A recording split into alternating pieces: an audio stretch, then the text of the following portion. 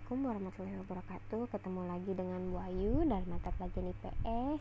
Yuk, pada hari ini materi yang akan Ibu ajarkan mengenai sumber daya manusia. Kita lihat seperti apa sih materinya. Lanjut, tujuan pembelajaran mengenai keadaan penduduk Indonesia. Sebelum kita melihat keadaan penduduk Indonesia yang beraneka ragam, mari kita lihat dulu 3 piramida penduduk. Yang pertama ada ekspansif, yang kedua stasioneri, ketiga konstruktif. Yuk kita lihat pembahasannya. Piramida ekspansif menyerupai kerucut.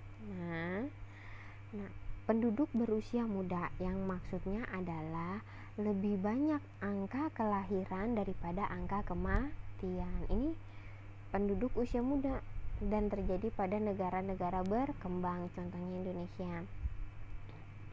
Selanjutnya yang kedua, piramida stasioner. Itu menyerupai granat, penduduk berusia tua dan muda hampir sama. Maksudnya angka kelahiran dan angka kematian seimbang. Yang ketiga yaitu piramida konstruktif, menyerupai sarang tawon atau batu nisan, penduduk berusia tua, jadi angka kelahirannya kecil.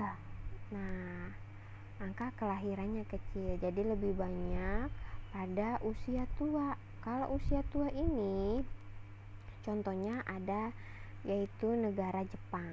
Negara Jepang ini lebih memilih untuk tidak memiliki banyak anak daripada harus memiliki banyak anak. Untuk ekspansi negaranya contohnya adalah negara berkembang. Kita bisa contoh ambil negara kita sendiri yaitu Indonesia. Negara stasioner ada contohnya yaitu Jerman. Yuk kita lanjut.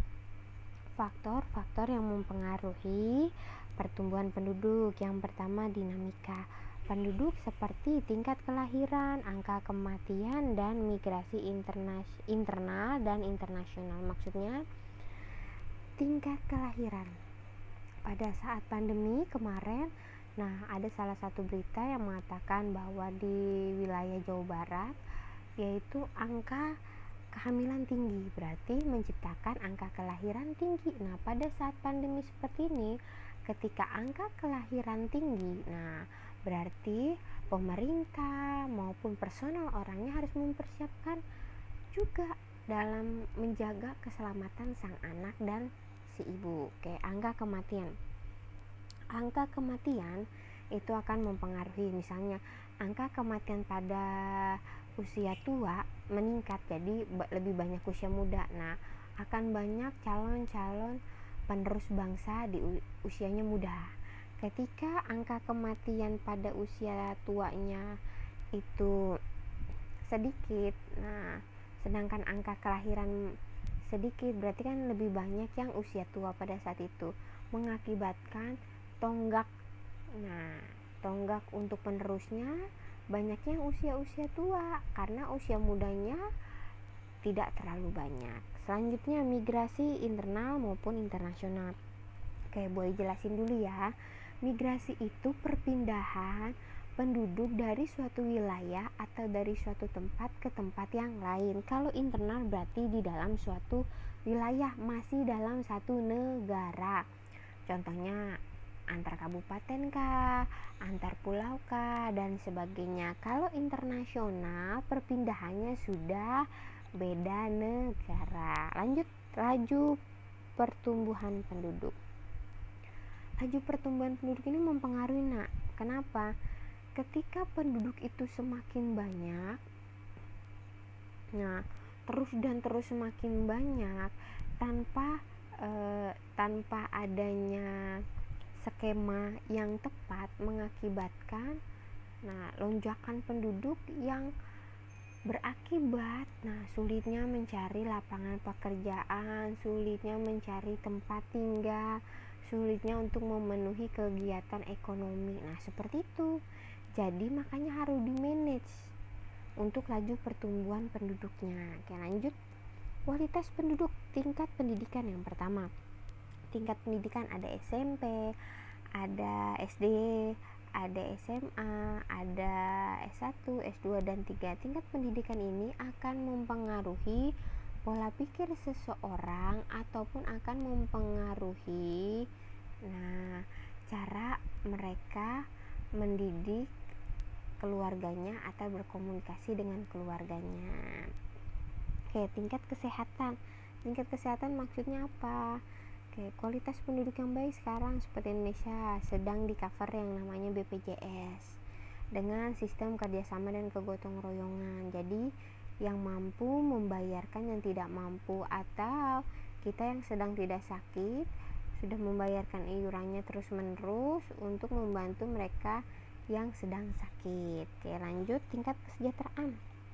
Tingkat kesejahteraan ambil contoh seperti kemarin lagi COVID-19, sekarang ini pemerintah memberikan bantuan. Kalau dari pemerintah pusat ada bantuan sembako. Yang dari pemerintah daerah berbeda-beda tergantung daerahnya masing-masing. Kalau Provinsi DKI Jakarta ada bansos. Nah, oke, lanjut.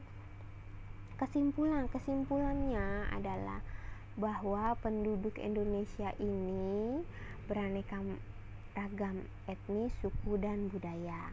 Untuk hal tersebut, makanya pemerintah mengadakan yang namanya program KB atau keluarga berencana.